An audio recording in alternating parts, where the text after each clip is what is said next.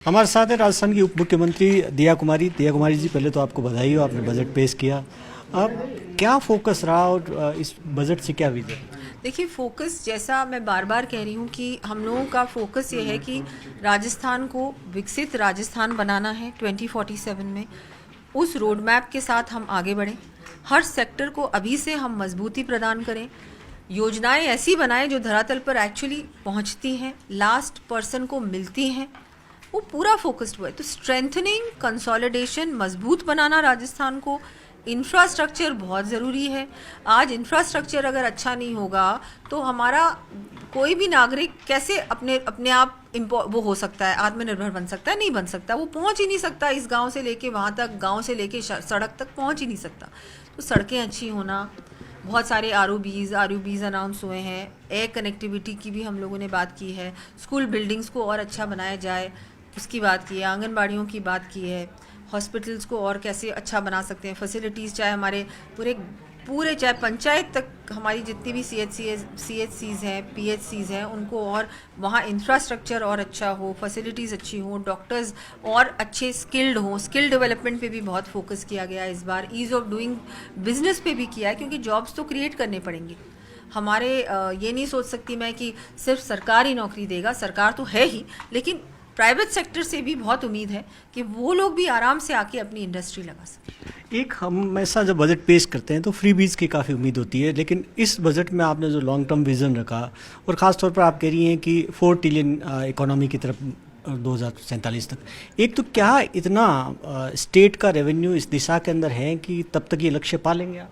बिल्कुल पाएंगे। आप देखिए कि पिछले 2 सालों में हमारा फिस्कल जो डेफिसिट है वो भी पहले से ठीक हुआ है, कम हुआ है, और पर कैपिटा इनकम भी बढ़ी है। तो ये एक बहुत अच्छे संकेत है, पॉजिटिव चीज़ें हैं।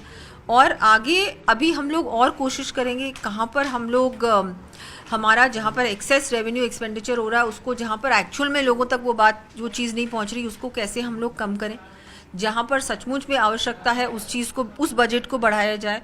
तो ये जो मैनेजमेंट का काम है वो अगर अच्छी तरीके से अभी से हो जाएगा तो आगे 2047 का लक्ष्य हम लोग पूरा कर सकें। एक रोजगार का बड़ा प्रश्न है और परीक्षाओं से जुड़ा हुआ। एक तो जो आपने अब की बार ये जो स्टेट टेस्टिंग एजेंसी, क्या एक तो क्योंकि नेशनल टेस्टिंग एजेंसी है, इससे अलग कैसे काम करेगी? ये अलग काम करेगी, उसकी घोषणा की है, उसकी पूरा फ्रेमवर्क बनाया जा रहा है ताकि पूरा ट्रांसपेरेंट तरीके से जो हमारे एग्ज़ाम्स होते हैं वो हों और कहीं भी कुछ इस तरह का लूप होल नहीं हो, ताकि जब बच्चे इनके लिए जाते हैं तब उनको डिसअपॉइंट ना होना पड़े, निराश नहीं होना पड़े। पेपर लीक कैसे हम कम्प्लीटली ख़त्म कर सकते हैं, सिस्टम से ही हटा सकते हैं, उसके बारे में सोचने की आवश्यकता है। एक इस बार आपने कुछ इनोवेशन पे, जैसे AI टेक्निक का इस्तेमाल करना या ड्रोन टेक्नोलॉजी, उस पर फोकस किया, कितना ये आपको लगता है फिजिबल है? डेटा सेंटर्स की भी अनाउंसमेंट की है हम लोगों ने, AI ML की बात की है कि AI को हर चीज़ में हम लोगों ने शामिल किया है, टेक्नोलॉजी को किया है। अब ये फ्यूचर है देश का और पूरे विश्व का। अब हम सब जानते हैं AI से, आप लोग भी शायद सब लोग AI से ही काम कर रहे हैं, ज़्यादा से ज़्यादा हम सब चीज़ें इसको यूज़ कर रहे हैं।